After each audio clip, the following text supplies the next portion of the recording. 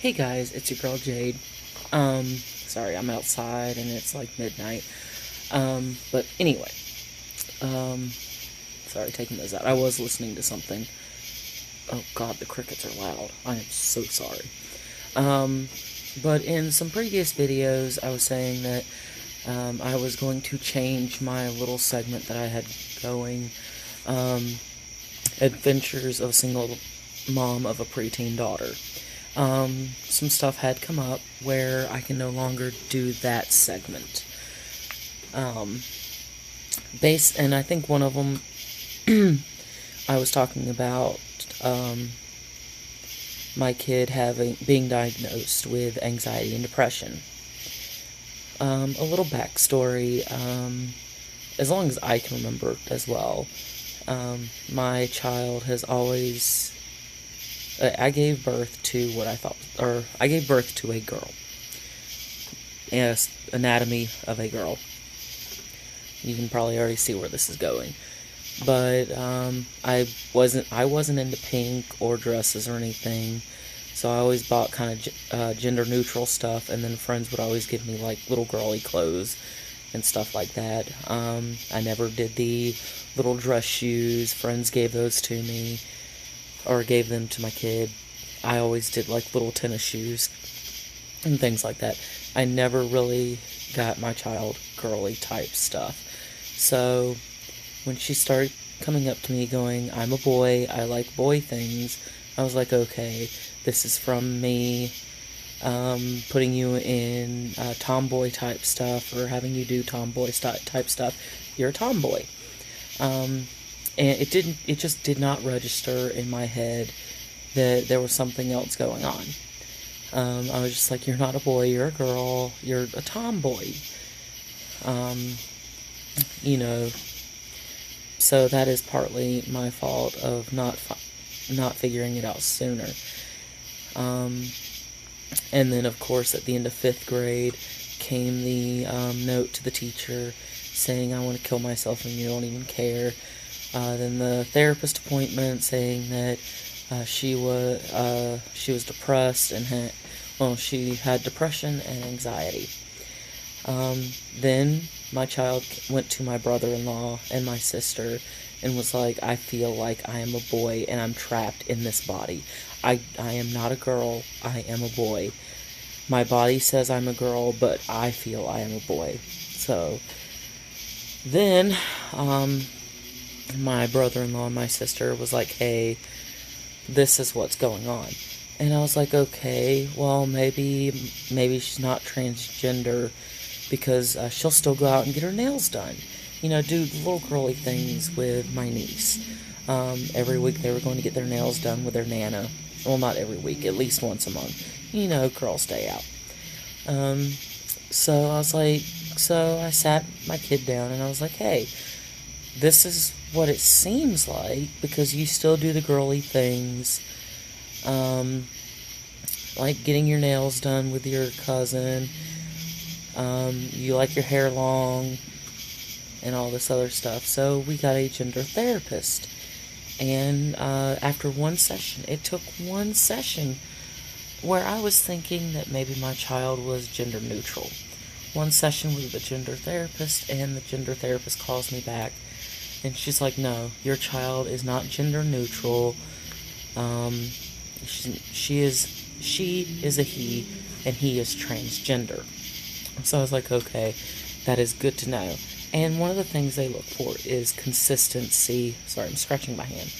They look for consistency in the thinking of that they are in the wrong body.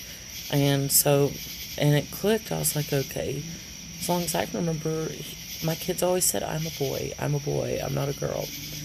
So I was like, okay, it's good to have answers, and I'm totally accepting of my child, even though I know it sounds like I'm not, because at the beginning where I was like, no, you're a tomboy, it didn't register in my mind. It didn't click, So, we were going to the gender therapist, and she was referring us to an endocrinologist since my son's already started puberty, we were going to have to go to the endocrinologist and see if they were going to wait to put him on testosterone, or if they were going to do a puberty blocker to stop the rest of the puberty, because he has been going through puberty since like 4 months before he turned 10, and he's now 12. So I still don't know, because some personal issues happened with the therapist, and we had to stop the appointments for a little bit. And then I was trying to work around my work schedule to get my son back in to see her, and she unexpectedly passed away. She was 35 years old. I don't know if it was complications from a fall that she had. I'm still waiting on that kind of information. So now it's like I'm in search for another gender therapist, one that my son gets along, or just absolutely loves, like he loved his old therapist. Like he felt safe in her office, that he could talk to her, and she would never judge him. And this woman, like, she had that aura about her that just made you feel welcome. And that's what I want in the next therapist. So, I mean, if I have to go through a million of them just to get another one like her, I'll do it for my child, because that is my love right there. My kid is my love. And, like, I'm glad that, like, he didn't wait until he was, like, way older to come out with this, and that we can actually start this process so early, especially with the depression and the anxiety.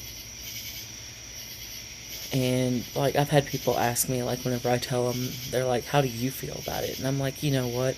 I would rather have my daughter be my son than have a dead child, because I didn't support them, and they felt like the only way to get out of this was to end their life. I would rather have my child alive and a different sex than have a dead one. So, and I love my kid no matter what.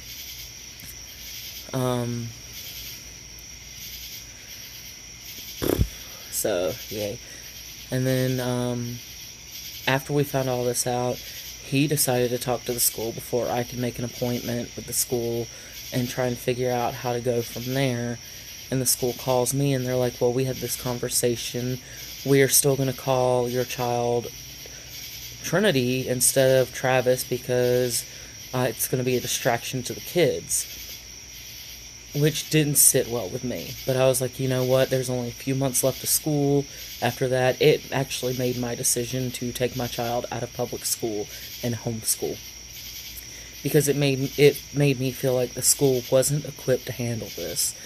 And then they're like, well, we're sending the counselors to a transgender workshop. And I'm like, okay, the school should have been equipped with this to begin with in this day and age. So they still called him her, called him by his birth name. There were quite a few kids who actually called him by the name he chose, and called him him, and then the substitute teachers called him Travis and called him him. Why couldn't it boggled my mind on why the rest of the school couldn't get on board with that when substitutes were getting on board with it, the other students were on board with it. It wasn't a distraction. So, now I do have fears, because of it being today's age, where you have all these Bible-thumping, Christian, bigoted, narrow-minded asshats. They're like, oh, your child is going to hell because they're transgender, gay, whatever. Well, the only thing I can say to y'all is you can kiss my pale white ass. I don't care what you think about my kid. That is my kid. And if you think I'm doing wrong by letting him decide to go on hormone treatments, and when he turns 18 getting the top surgery done, and if he wants to, getting a phalloplasty, that's on me and him. That has nothing to do with you. Then I also had a coworker who they were discussing it because of the whole bathroom stuff. They're like, well, some kids could use that as a reason to get into bathrooms and be creepers on the opposite sex. And I'm like, okay, one, I'm going to explain this to you because I'm going through it. Oh, excuse me. I was like, before the school will even let you use another bathroom, you have to sit down with them and talk to them. And then your therapist gets involved with it and goes, this is what's going on.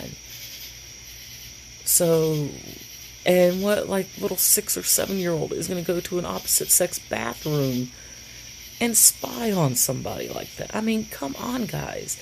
Y'all have got it so instilled in your brain that the opposite sex are creeps and perverts. And it's just not true. Not all of them are. And then I looked at him. I was like, would you, let's say in my son's situation, he's 20-something years old. He's got a beard and mustache, if that's his choice to have it. I'm just saying. He looks like a man. Would you want him coming into the girls' bathroom because he was originally born a woman? Would you want him in the bathroom with you, looking like a man, thinking he's going to look under the stalls at you? No. You would think he was in there being a creeper. So it's like, guys, chill the fuck out.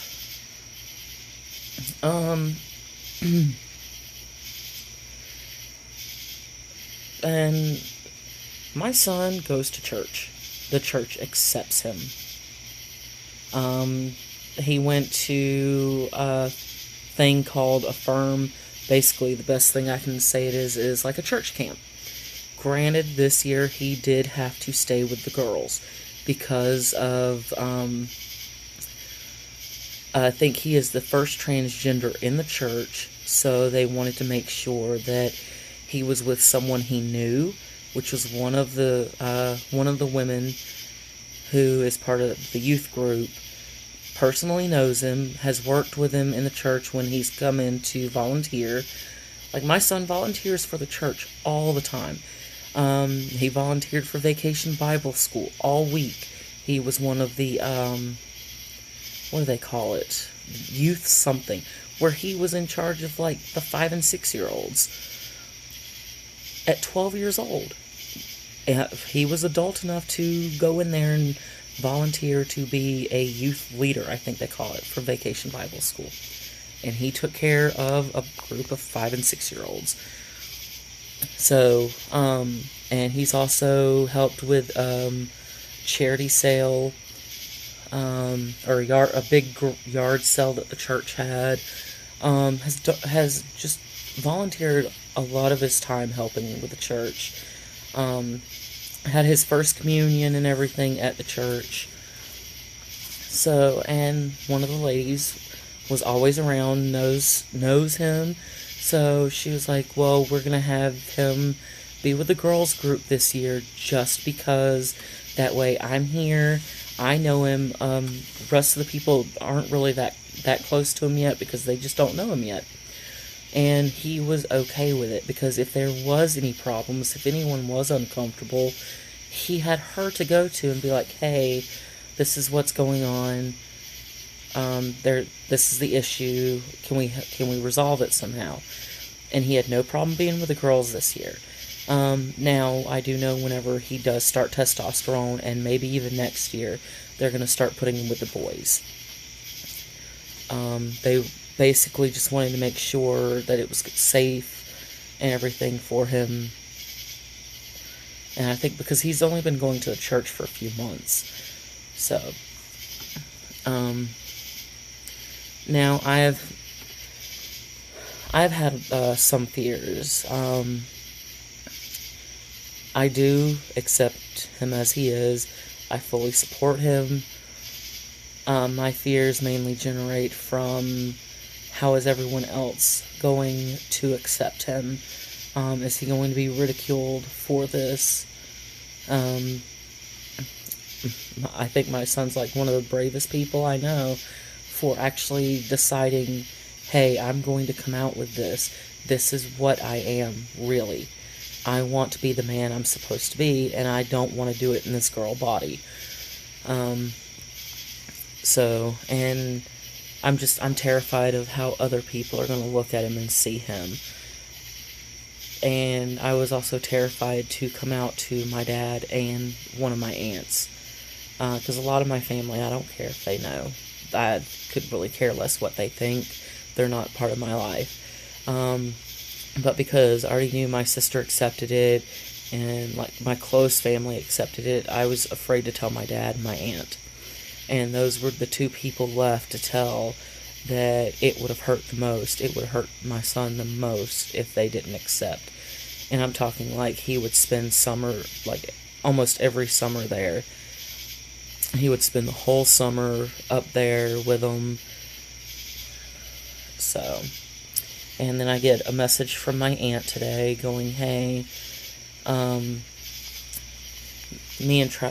on, let me actually get out my phone and I'll read it to you.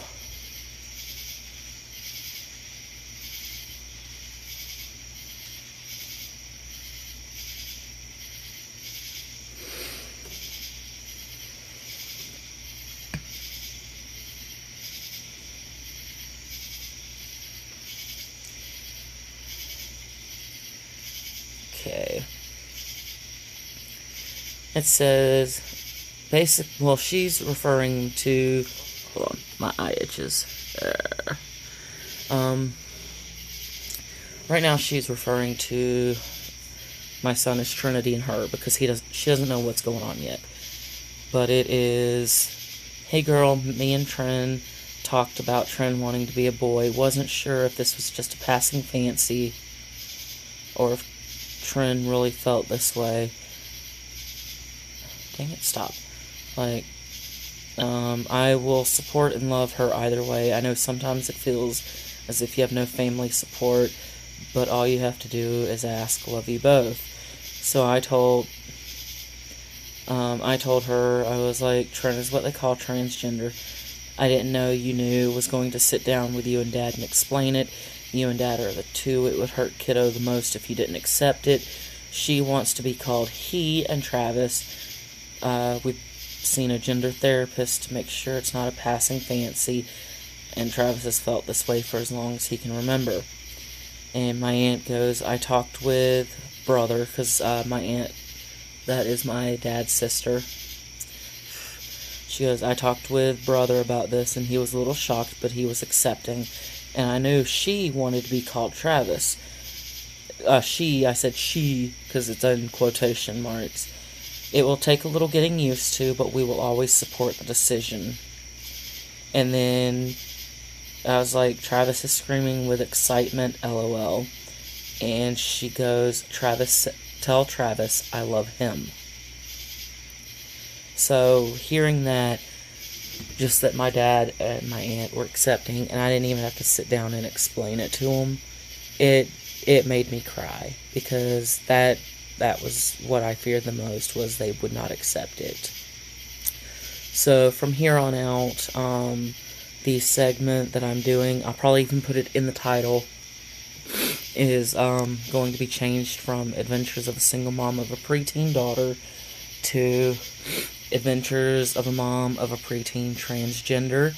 I've asked my son if that is okay. He is accepting, or he is agreeing to it. And then he is also wanting to come on and make videos himself and hopefully help anyone else who is in the situation that he has been in. So anyway, guys, this video is like almost 20 minutes. Excuse me. So, yeah. As the journey goes on, I will let you guys know how it goes and what tests and obstacles we face and everything. So, yeah. Bye, guys. Love you. Deuces.